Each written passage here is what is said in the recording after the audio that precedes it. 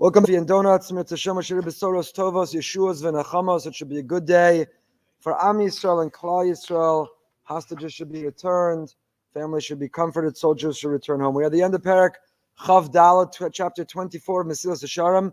The Ramchal has been teaching us how to lead a meaningful life and live our best lives through watchfulness and caution and mindfulness, through alacrity and zeal, through cleansing and purging ourselves of our negative instinct and intuition. And we're up to the Midah of Yira. The Midah of Yira comes so late in the Sefer, which is an indication of how difficult it is to fulfill and accomplish. Though Moshe Rabbeinu, Chazal famously made it look easy, and in fact it's very difficult. And Ramchal divided between two types of Yira. There's Yiras Haromimus, the sense of awe. Hashem's world is awesome. Hashem is awesome.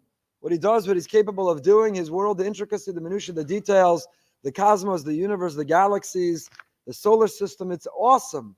And we should be filled and recoil with a sense of awe when we make contact with his greatness and with his world. And then there's the sense of Yiras HaChet, the notion of accountability. The notion that Chet is not just a list of suggestions. Hashem doesn't have just a list of suggestions. There's accountability, there's consequences, there's Char V'onesh. Yes, he's a loving father. Yes, he's rooting for us and cheering for us. Yes, he loves us unconditionally. Yes, he is forgiving. But at the same time, a loving father teaches consequences and accountability. Chelkei Yira Hazos, this second notion of Yiras HaChet, of recognizing that our actions have consequences, there can be divided into two. Shnayim, ha'echadu b'hoveh o asir v'hasheni ba'avar. The notion, the faith and belief that our actions mean something. It's not just a world where Hashem's like, try hard, it's a nice idea, these are nice suggestions, but they mean something. What we say, what we put in our mouth, what comes out of our mouth, what we look at, what we listen to, where we go, our actions, the impact, the influence, the impression we leave on this world, the legacy, the reputation that we earn, it means something. And it means something, says the Ramchal, both in the past and in the present and the future. Bahova, what does it mean in the present? Shia Adam Yore V'doeg Amashu Oseh Al Masha Holech La'asoso. A person should be filled with a healthy, not anxiousness, we're not promoting anxiety, not fear that's debilitating or paralyzing, not a fear that represents a mental health struggle, but a person should have a healthy sense of daiga. The Chazon Ish writes in Emunah and Bitachon that daiga is an isser. Being doeg, being anxious, being worried, being afraid, not the type that you're diagnosed, not mental health that's out of your control, that of course deserves support, therapy, and help. But it means the standard anxiousness about things. He says that runs contrary to Emunah and Bitachon. Person who has faith and trust in Hashem, that everything's for a reason, that everything happens the way it's meant to happen, will never be worried, will never be afraid, can walk through life with the confidence and with the smile, with the clarity, that everything that happens is the way it's meant to happen. So if the Chazon Ish writes that daiga, that being worried, is in fact a form of heresy, and in fact is an expression of kfira, of rejecting or denying Hashem's role in our lives, then what is the Ramchal all of a sudden promoting? Being doeg. Because the daiga, the notion of a shtickle anxiousness, a little bit of on edge fear, is not about God. Don't worry about God. He knows how to do his job. He doesn't need your help. Get out of his way. Don't worry about him. For whom should we have a little anxiousness and fear? Ourselves. Be doeg on ourselves. Will we get it done? Will we get it done right? Will we perform? Will we come through? Will we successfully overcome our negative instinct and intuition, our taiva, our drive, the self-sabotage in our lives, that voice in our head, Amasha hu oseh, Amasha holech la'asoso, penya bo davar, penya kanis bo eza davar shalol lefi chlodo yizbarach. You should live with a little fear. What if we don't get it done? What if we don't get the job done? When the consequences are great, I'll give you this metaphor. If a person lives with a food allergy, not like the old Ashkenazi dairy allergy, not the regular stuff that you'll survive, you'll live, you'll probably eat that food again in a month when you forget what it did to you. I'm talking an allergy that a person will drop dead. Chalila, Rahman al-Islam, a person has a child, they have an allergy that they'll go into anaphylactic shock, they could die if in fact they eat that ingredient. That child, and even more likely those parents, walk through life being doeg. Every morsel of food put in that child's mouth, every air that the child breathes in a closed space.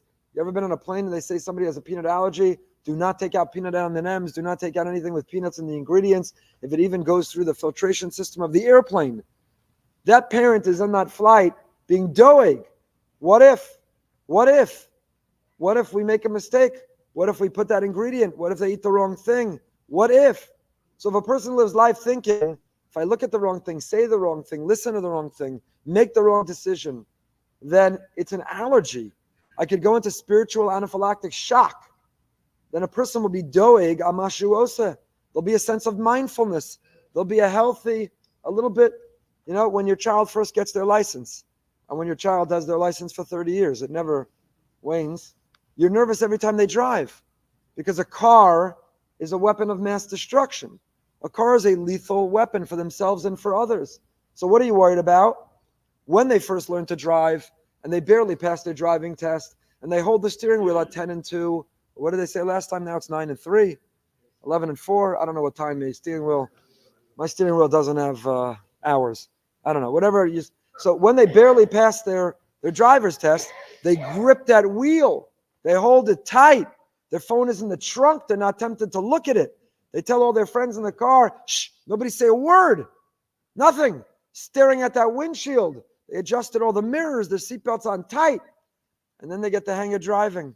And that's when the parent's heart really sinks.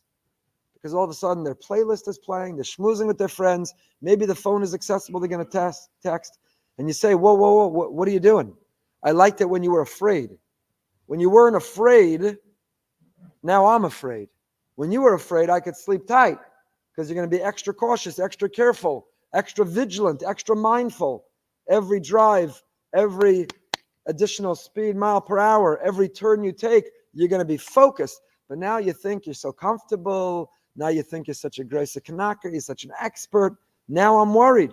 So if it's true for driving, and it's true for food allergies, says the Ramchal, it's true for life. A person should be doeg, yiras achet, live with that mindfulness bahova in the present. Live in the present with that awareness. One wrong move. I put myself in the wrong decision. I surround myself by temptation. I give in to the driver instinct. I make the wrong choice. That could be it. That's a really healthy sense of nervousness, a healthy nervousness to live with. A little nervousness is good.